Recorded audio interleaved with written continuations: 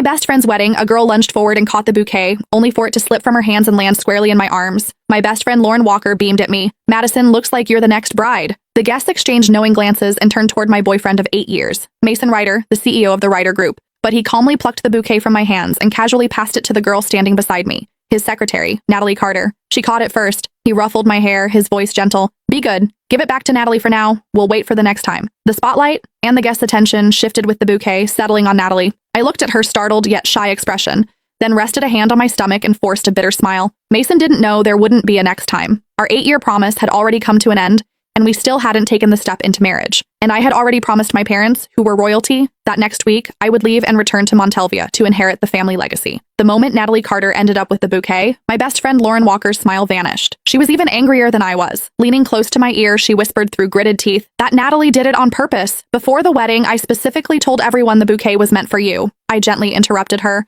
"Lauren, today is your big day. Little things like this don't matter. But you've waited 8 years just to marry Mason," she said anxiously. "And now you're carrying his child. If you still don't have the wedding soon, it's okay." I turned my head calmly and looked toward Mason Ryder. Natalie, holding the bouquet, was sitting right beside him. The distance between them was far closer than what a secretary should reasonably keep. Most of the guests were friends who knew both Mason and me well. Their eyes drifted toward me, curious, sympathetic. Lauren grew even more upset and squeezed my hand tightly. "Madison, I looked into Natalie earlier. She's a calculating gold digger who specializes in seducing rich men. She's been trying to get close to your boyfriend for months. You need to be careful. Lauren, you're the most beautiful bride today. Don't worry about me." I squeezed her hand back and gave her a faint smile. "Besides, I'm not planning to marry Mason anymore. I haven't even told him I'm pregnant." My words were so shocking that Lauren's eyes widened as she stared at me in disbelief. After a long silence, she finally remembered that the wedding ceremony still had to continue. When the wedding ended, Lauren hugged me tightly. "Madison, if you need any help, just tell me. I support whatever decision you make." "What decision?" After she left, Mason walked toward me, calm as ever.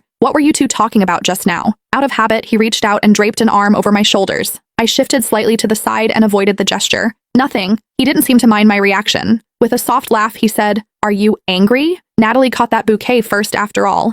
She's a young girl. Of course, she dreams about weddings. Catching the bouquet was just her way of borrowing a little luck. Didn't we agree we'd wait for the next time?" He leaned closer, stroking my hair as he patiently tried to soothe me. "Why care so much about Lauren's bouquet? When we get married, I'll prepare an even more beautiful one for you. You can have as many bouquets as you want." Silently, I curled my fingers into my palm and looked straight into his eyes. "Can we get married this month then? Lauren and I made a promise when we were kids. Whoever married first, the other would marry right after. We would be each other's bridesmaids and witness each other's happiness." The air seemed to freeze. Mason's hand, which had been brushing my hair, paused midair. A few seconds later, he chuckled lightly. "You're still taking childhood jokes seriously? I'm the CEO of the Ryder Group. A wedding can't be thrown together so hastily."